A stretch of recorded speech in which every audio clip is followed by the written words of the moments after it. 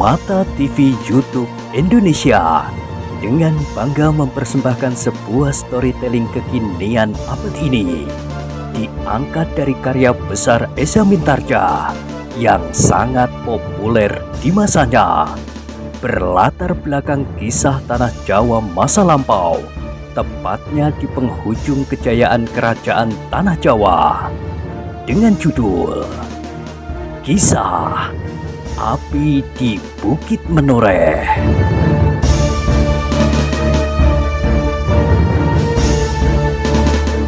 Pada kesempatan yang sangat baik ini, kita masuk pada episode yang ke-223. Selamat menikmati.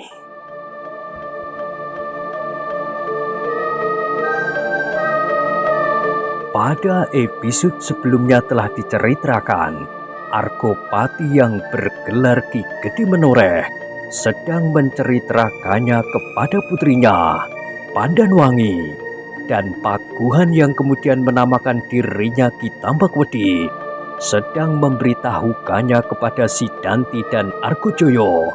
Ternyata keduanya tidak berusaha untuk menyembunyikan lagi bagian-bagian dari rahasia itu, sehingga cerita mereka pun hampir bersamaan pula.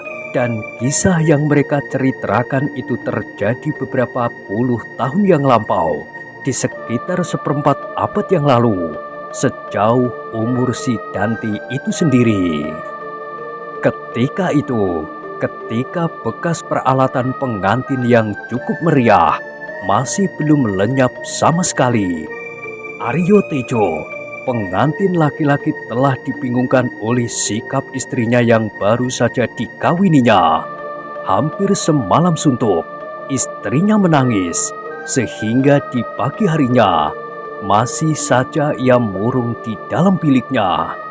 Bahkan kadang-kadang meledaklah pula tangis istrinya itu sambil menyembah-nyembah di bawah kakinya. Tetapi pengantin perempuan itu sama sekali tidak mengatakan apapun juga. Ia tidak menyebutkan sebabnya kenapa ia menjadi bingung dan gelisah, bahkan ketakutan. Aryo Tejo mencoba menunggu sampai hari kedua dan ketiga. Mungkin perkawinan itu telah mengguncangkan perasaan istrinya. Sebagai seorang gadis, maka perkawinan adalah batas waktu yang memisahkan antara dua dunia kehidupannya.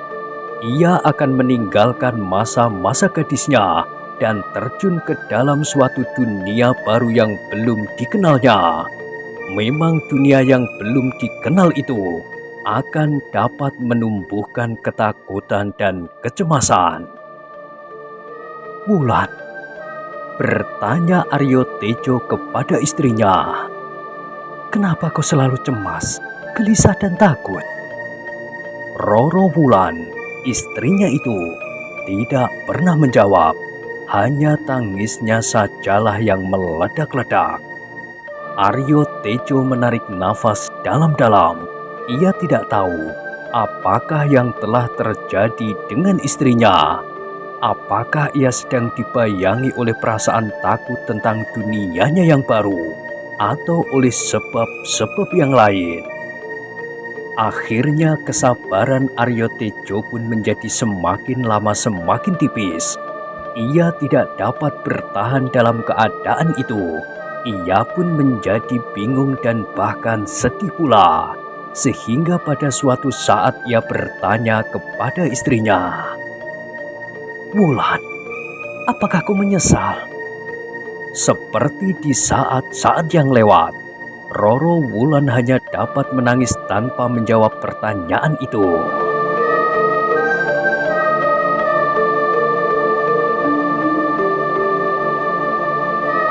"Aku tidak dapat hidup dengan cara ini, Wulan.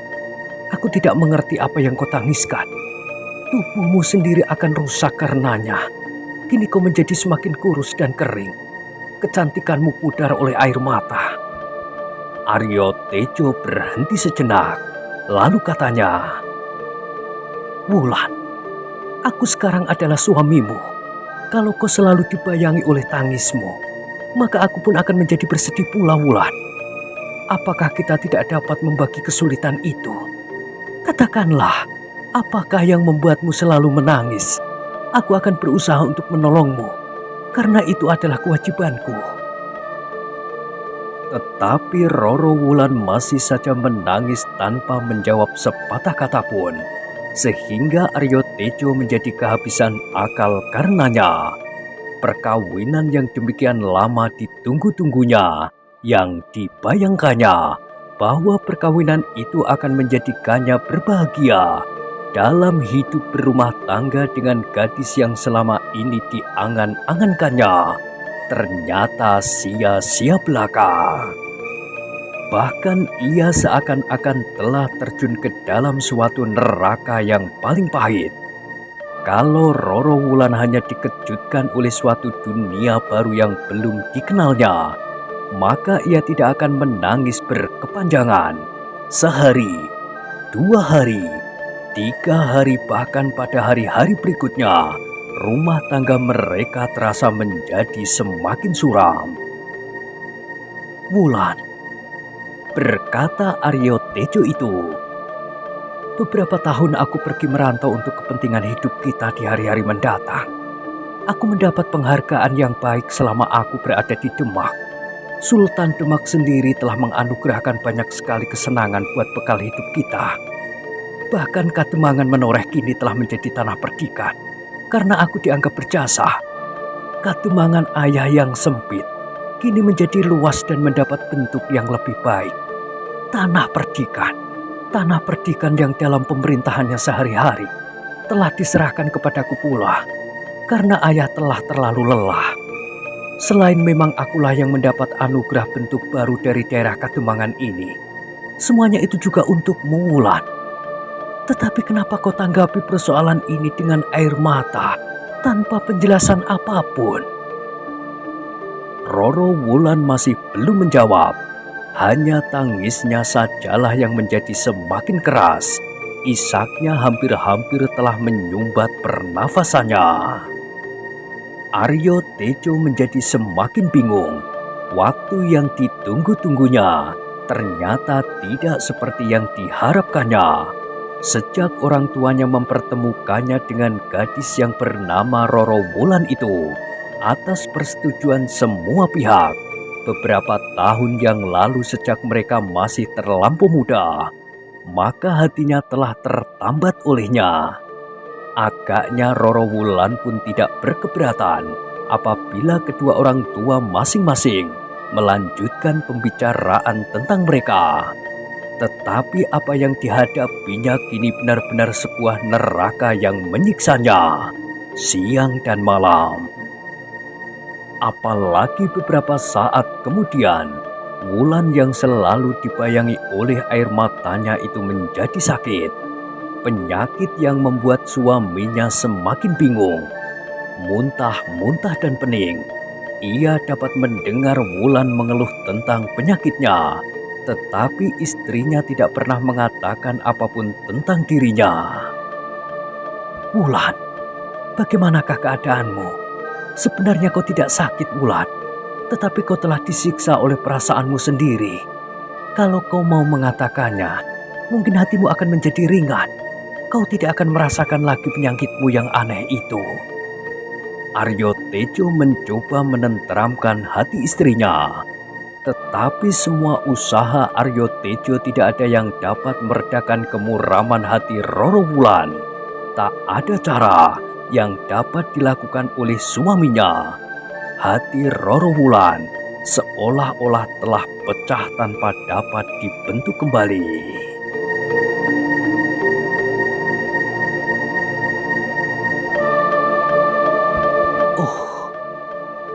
Aryo Tejo mengeluh di dalam hati. "Aku akan dapat menjadi gila apabila aku tidak segera terlepas dari keadaan ini." Kebingungan Aryo Tejo pun memuncak ketika pada suatu saat, pada waktu ia berusaha untuk menenteramkan hati istrinya, seperti yang biasa dilakukan tanpa mengenal jemu.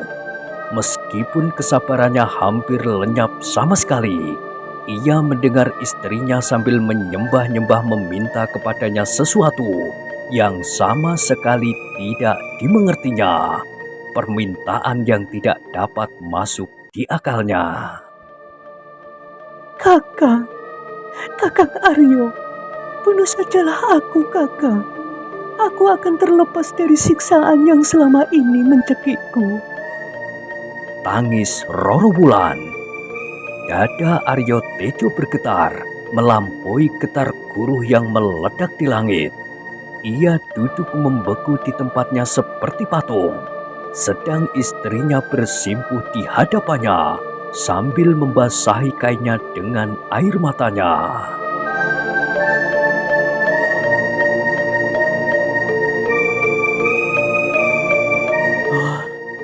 Kutuk apakah yang menimpa diriku? Desis Aryo Tejo itu di dalam hatinya. Kenapa aku terjerumus ke dalam neraka yang hampir membuatku gila ini? Kakang, Sekali lagi terdengar suara Roro Wulan. bunuh saja aku, Kakang. Aku tidak pantas untuk menjadi istrimu, Kakang. Aryo Tejo menarik nafas dalam-dalam. Ia masih mencoba berkata lembut. Aku tidak mengerti, Wulan. Kenapakah kau sebenarnya? Apakah kau selalu diganggu oleh seseorang atau oleh hantu-hantu? Tangis Roro Wulan menjadi semakin keras, tetapi ia sudah tidak menjawab lagi. Berkali-kali Aryo Tejo mendesaknya, tetapi yang terdengar hanyalah isak tangis istrinya saja. Dunia semakin lama serasa semakin sesak. Aryo Tejo merasa bernafas pun agaknya sudah tidak dapat dilakukan lagi, apalagi apabila dibayangkannya masa-masa mendatang. Gelap, lebih gelap dari malam yang paling kelam. Ketika pada suatu hari Aryo Tejo sudah tidak dapat menahan diri lagi, maka pergilah ia kepada bibinya yang telah tua, diceritakannya masalahnya tentang istrinya dan tentang penyakitnya. Aryo Tejo itu menjadi terheran-heran ketika ia melihat bibinya itu justru tertawa-tawa, tertawa berkepanjangan, sehingga air matanya meleleh di pipinya yang berkerut-merut oleh garis-garis ketuaannya.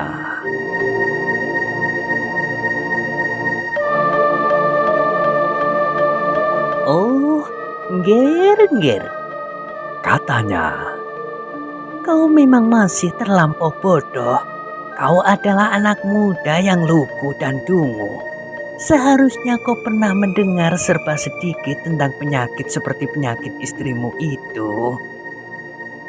Aryo Tejo menjadi semakin bingung dan suara tertawa pipinya pun menjadi semakin berkepanjangan. Aku tidak mengerti, Pipi. Aku hampir gila dibuatnya. Angger Aryo Tejo, Berkata pipinya. ketahuilah bahwa penyakit yang demikian adalah penyakit yang wajar hingga pada pengantin baru. Dalam keadaan yang demikian, perempuan memang kadang-kadang menjadi aneh. Sifatnya seakan-akan berubah. Ada-ada saja tingkahnya. Suami yang tidak dapat mengerti keadaan istrinya memang dapat menjadi bingung. Dan bahkan kadang-kadang ada yang setiap hari menjadi marah dan memaki-maki istrinya yang berbuat aneh-aneh itu. Pipi. Dada Aryo Tejo menjadi berdebar-debar dan pipinya masih saja tertawa. Mungkin sekarang kau sudah mengetahuinya. Istrimu pasti sedang mengandung muda. Kata-kata itu meledak seperti petir yang menyambar kepalanya. Wajah Aryo Tejo menjadi tegang dan matanya seolah-olah membara. Keringat dingin mengalir dari segenap permukaan kulitnya. Pipi. Ia tergagap, tetapi kata-katanya seakan-akan tersumbat di kerongkongan. Jangan gugup, Nger, berkata bibinya. Kau harus mengucap syukur bahwa perkawinanmu segera akan berbuah. Tetapi apa lagi, Nger? Tidak ada tetapi. Kau tinggal mengucap syukur dan terima kasih. Istrimu sudah sampai pada saatnya menyiapkan dirinya untuk menjadi ibu. Istrimu harus lebih sering lagi jejamu agar menjadi tetap sehat dan tidak menjadi pucat. Bibi, tetapi tidak mungkin. Tidak mungkin. Bibinya mengerutkan keningnya yang memang sudah berkerut. Bagaimana mungkin, Bibi? Kami baru beberapa hari kawin. Sejak kami kawin, istriku selalu menangis melolong-lolong. Bahkan istriku pernah minta kepadaku supaya aku membunuhnya saja. Kini yang terkejut bukan buatan adalah bibinya. Wajahnya yang berkerut-merut menjadi pucat. Terdengar suaranya gemetar. Apa katamu, Aryo Tejo? Istriku berlaku demikian sejak kami kawin. Kami sama sekali belum pernah menikmati ketentraman di dalam hari-hari perkawinan kami. Apalagi ketika ia menjadi sakit-sakitan. Bahkan ia minta aku untuk membunuhnya. Ampun. Orang tua itu tiba-tiba meratap. Ya, aku lupa bahwa kau baru beberapa minggu kawin. Tetapi istrimu itu, tanda-tanda dan kelakuannya mengatakan kepadaku bahwa istrimu sedang mengandung. Tidak mungkin, Bibi. Tidak mungkin. Oh, kalau begitu, kau adalah laki-laki yang durhaka. Agaknya kau tidak menunggu sampai saat perkawinanmu. Sekarang kau menjadi bingung sendiri. Persetan dengan kau, Aryo Tejo. Aku tidak senang mempunyai keponakan seperti itu. Bibi, tidak Bibi. Itu pun tidak. Sungguh Bibi. Aku adalah seorang putra Demang yang kemudian mendapat anugerah untuk mengangkat diri sebagai kepala tanah perdikan. Karena jasa-jasaku bagi Demak, apakah aku masih sempat untuk mengotori namaku dengan nafsu yang gila itu? Bibi Aryo Tejo itu tidak segera menyahut. Ditatapnya satu wajah kemenakannya. Tetapi dari sorot matanya, Aryo Tejo dapat menangkap perasaan yang aneh pada bibinya itu. Apalagi ketika kemudian bibinya memalingkan wajahnya, melemparkan pandangan matanya keluar, menembus lubang pintu yang tidak tertutup rapat. Bibi, terdengar suara Aryo Tejo gemetar. Apakah Bibi tidak percaya? Perempuan tua itu berpaling. Sekilas ditatapnya sekali lagi wajah Aryo Tejo. Namun segera orang tua itu berpaling pula dan melontarkan pandangan matanya jauh-jauh. Bibi, suara Aryo Tejo menjadi semakin bergetar. Apakah Bibi tidak percaya? Bibinya tidak menyahut, tetapi wajah itu menjadi bersedih. Aryo Tejo menarik nafas dalam-dalam. Terdengar ia berdesis. Baiklah, kalau Bibi tidak percaya, mudah-mudahan dugaan Bibi atas penyakit istriku itu salah. Bibinya masih berdiam diri. Aryo Tejo kemudian tidak lagi dapat duduk dengan tenang. Ia menjadi gelisah dan cemas. Bahkan kadang-kadang terasa debar jantungnya menjadi semakin deras. Akhirnya Aryo Tejo tidak dapat bertahan lagi duduk di hadapan bibinya yang diam. Kalau sekali-sekali Aryo Tejo memandangi wajah orang tua itu, maka dilihatnya seolah-olah wajah yang sudah berkerut-merut itu menjadi terlampau suram. apakah anggapan Bibi terhadapku sebenarnya? Pertanyaan itu selalu mengganggu perasaan Aryo Tejo. Karena itu, maka dadanya itu pun kemudian bergolak.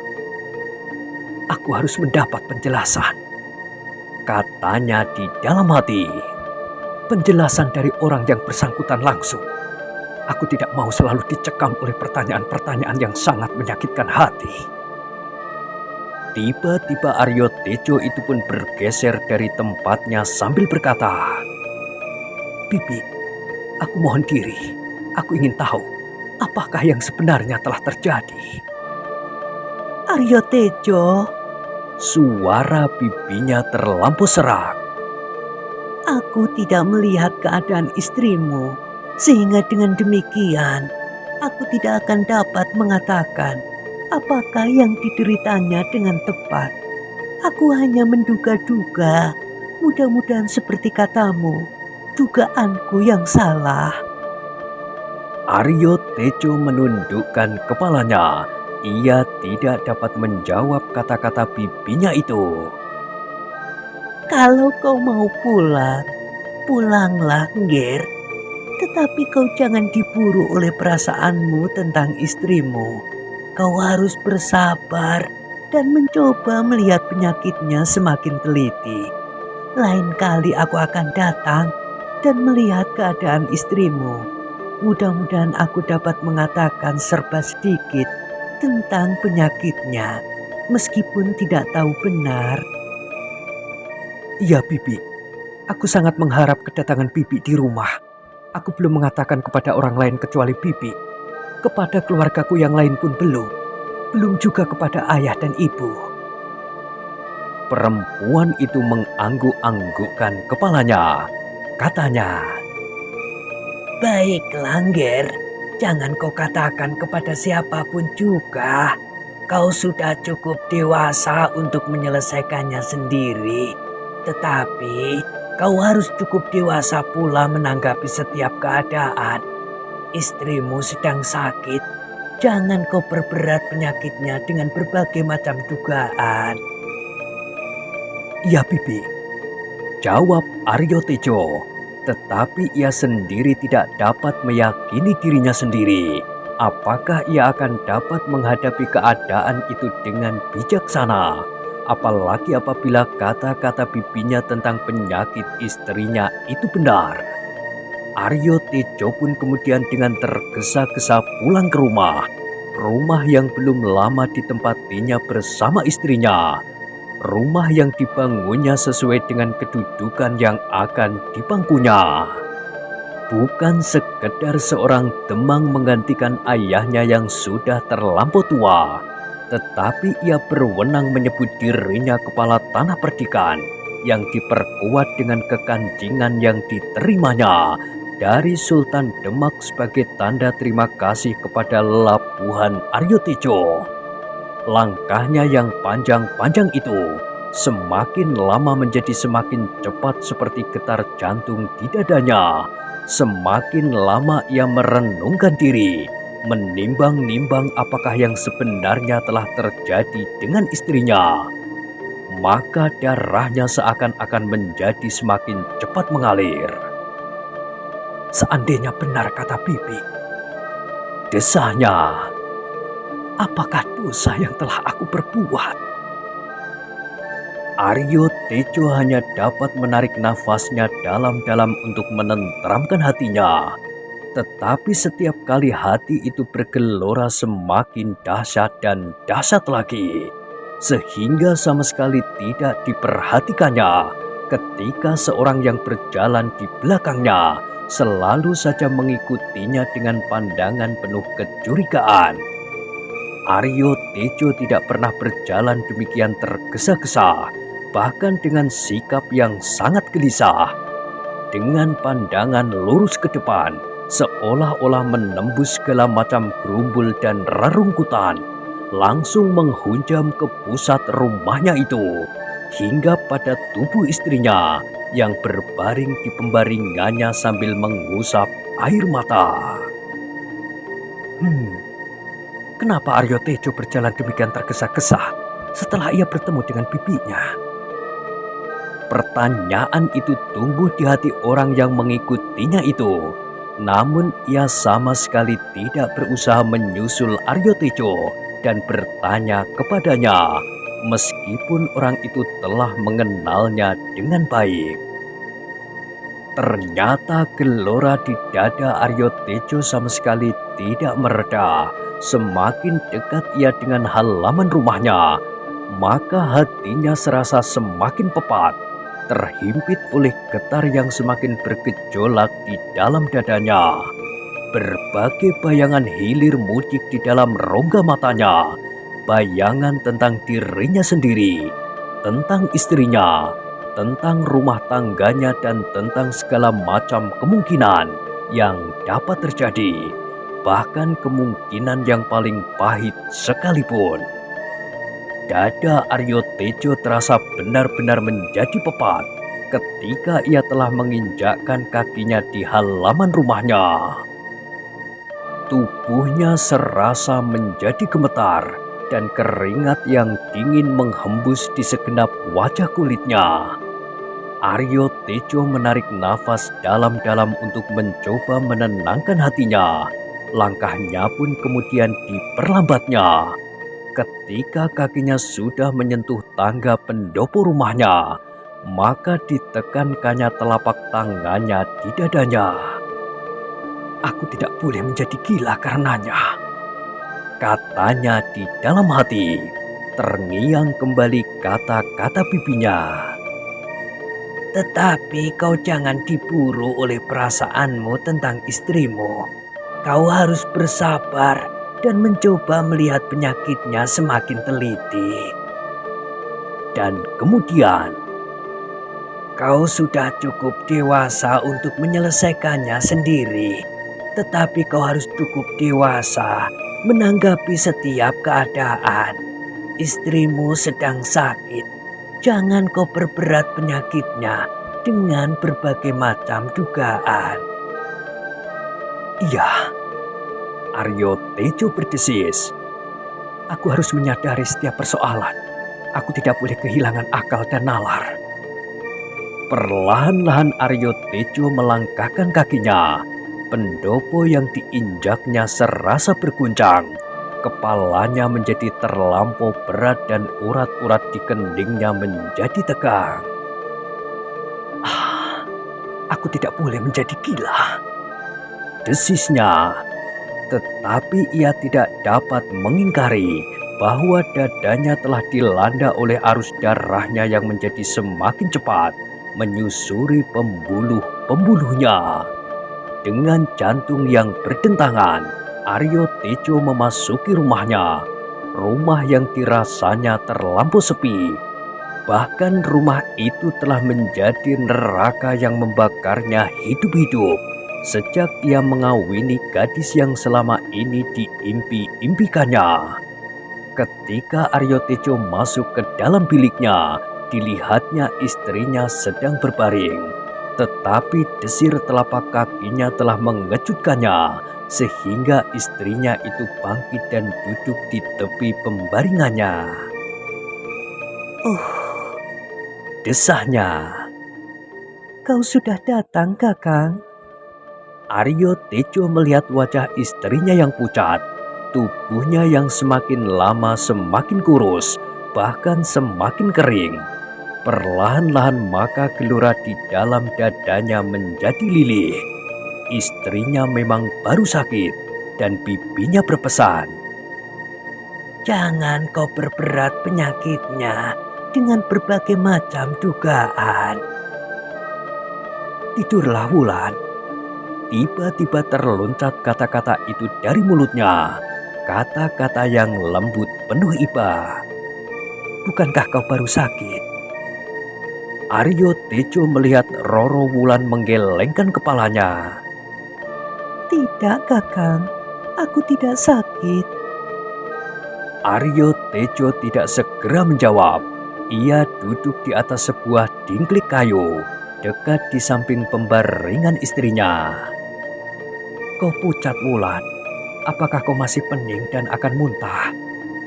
pertanyaan itu begitu saja meloncat dari mulut Aryo Tejo. Roro Wulan tidak menjawab, tetapi dada Aryo Tejo mulai bergetar lagi ketika ia melihat mata istrinya menjadi basah, apalagi ketika sesaat kemudian istrinya mulai terisak. Dada Aryo Tejo mulai menjadi pepat. Karena itu, maka justru ia terdiam. Ia duduk saja seperti patung sambil memandang jauh menembus lubang pintu bilik itu. Tetapi isak istrinya yang mengeras telah benar-benar mengganggunya. Setelah sejenak ia dicekam oleh perasaan iba, maka kini ia kembali dilemparkan ke dalam kegelisahan yang sangat.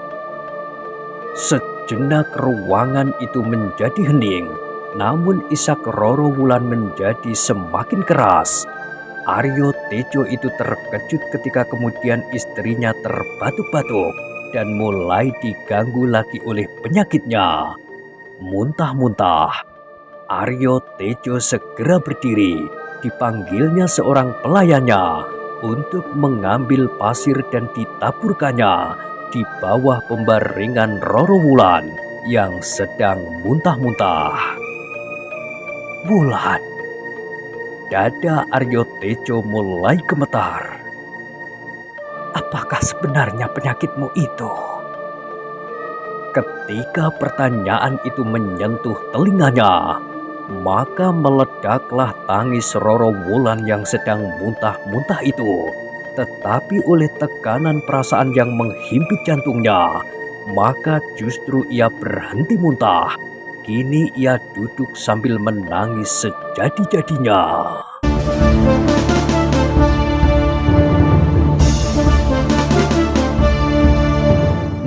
Nah, bagaimanakah kisah selanjutnya? Silahkan ikuti terus kisah Api di Bukit Menoreh pada episode berikutnya.